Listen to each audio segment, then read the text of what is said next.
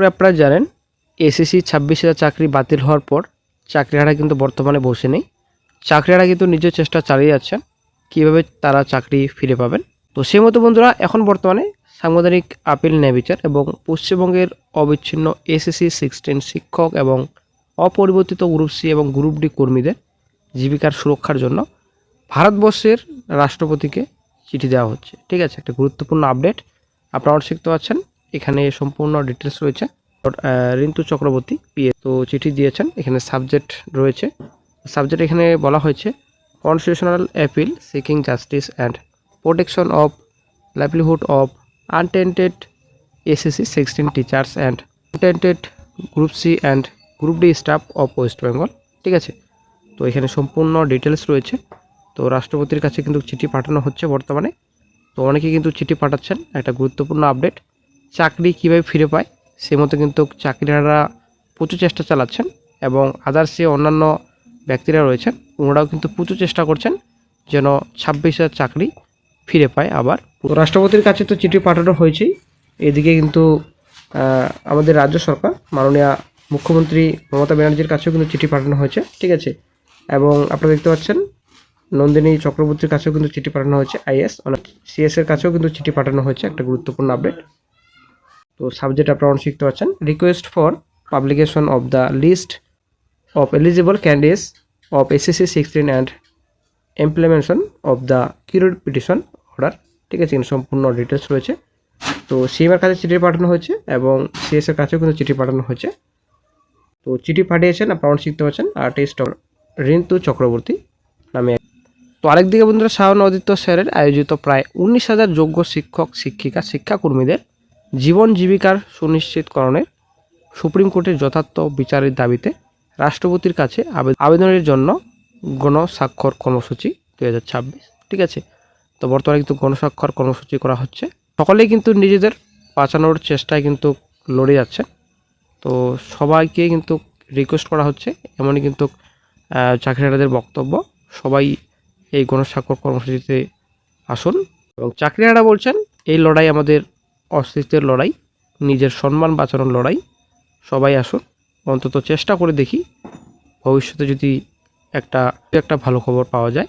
আরেকদিকে বন্ধুরা ভবনেও কিন্তু যাচ্ছেন, অ্যাপ্লিকেশন দিচ্ছেন যে চাকরিহারা শিক্ষক শিক্ষিকাদের স্বার্থে কোর্টে যে চলমান কেসগুলি রয়েছে তো এক্ষেত্রে যেন সদর্থক এবং দৃঢ় অবস্থান নেওয়া হয়, সব বিষয় কিন্তু তুলে ধরা হয়েছে অ্যাপ্লিকেশনে। ঠিক আছে, প্রত্যেক শিক্ষক শিক্ষিকার চাকরি যেন পূর্ণবহাল করা হয় এই দাবি কিন্তু জানানো হয়েছে বিকাশ ভবনে। তো অনেক কিছু দাবি জানানো হয়েছে। বন্ধুরা আপনারা শিখতে পাচ্ছেন। তো নিম্নলিখিত দাবিসমূহ পূরণ করার জন্য আবেদন।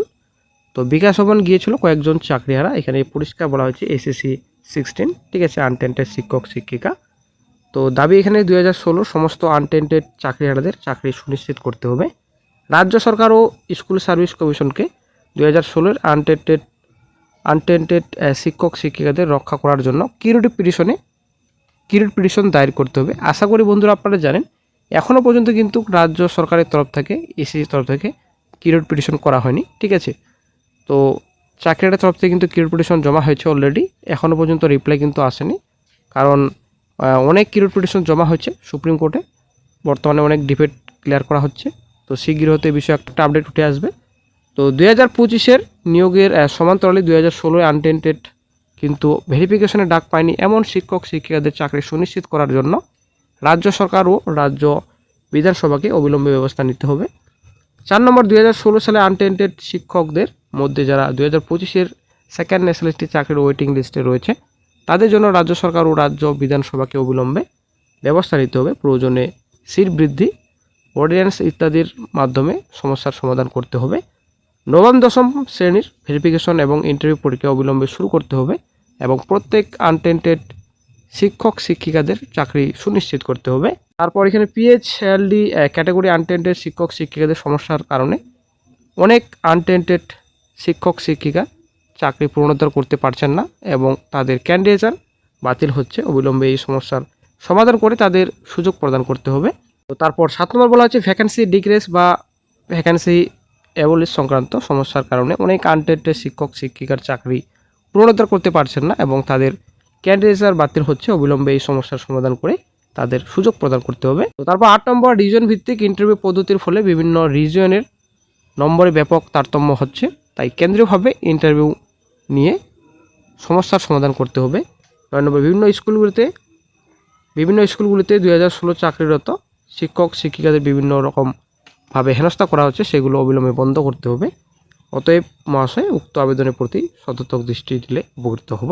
ঠিক আছে, অ্যাপ্লিকেশন কিন্তু জমা দিয়েছেন চাকরির তরফ থেকে বিকাশ ভবনে।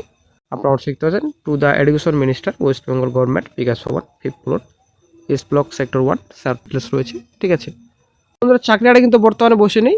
ক্যারিয়ার পিটিশনের পাশাপাশি অন্যান্য চেষ্টাও কিন্তু চালিয়ে যাচ্ছেন কীভাবে চাকরি ফিরে পাবেন চাকরিহারারা, সেই চেষ্টা কিন্তু আপাতত চালিয়ে যাচ্ছেন। আর বন্ধুরা, এদিকে কিন্তু এসএসসি সেকেন্ড এসএসটি দ্রুত প্রসেস কমপ্লিট করছে কমিশন। ঠিক আছে, এদিকে 9-10 ভেরিফিকেশন, 11-12 কাউন্সিলিং প্রসেস, তো দ্রুত প্রসেস কিন্তু কমপ্লিট করছে। ভোট চলাকালীনও কিন্তু এই প্রসেস কন্টিনিউ থাকবে, পরিষ্কার কিন্তু শিক্ষামন্ত্রী বলেছেন। ঠিক আছে, তো দ্রুত প্রসেস কিন্তু কমপ্লিট করছে রাজ্য সরকার। আরেকদিকে কিন্তু চাকরিহারারা ক্যারিয়ার পিটিশন, বিকাশ ভবনে অ্যাপ্লিকেশন, রাষ্ট্রপতির কাছে চিঠি, তো সব ধরনের কিন্তু চেষ্টা চালাচ্ছেন চাকরিহারারা। তো বর্তমানে আবারও কিন্তু একটা প্রশ্নবোধক চিহ্ন হয়ে দাঁড়াচ্ছে, এই 26,000 চাকরি কি পুনরায় বহাল থাকবে, বিশেষ করে যোগ্যদের? তো দেখা যাক ফিউচারে কী আপডেট পাওয়া যায়। যখন নতুন আপডেট পাওয়া যাবে সঙ্গে সঙ্গে আপডেট দিয়ে দেওয়া হবে।